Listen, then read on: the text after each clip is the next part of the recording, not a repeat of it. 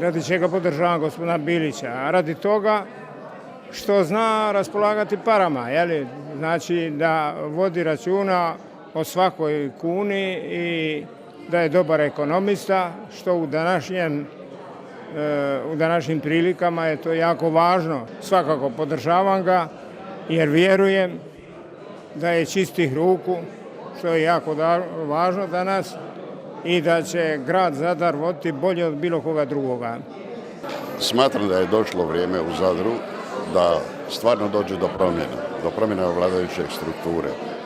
I zbog toga zapravo podržavam Ivu Bilića, jer vrijeme je da u Zadru na njegovo čelo dođe prvo pošten, drugo obrazovan i treće čovjek koji će biti sposoban realizirati programe.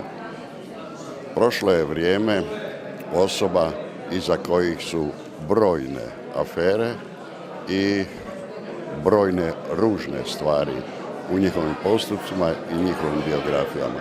Mislim da Ivo Bilić može promijeniti taj trend u Zadru.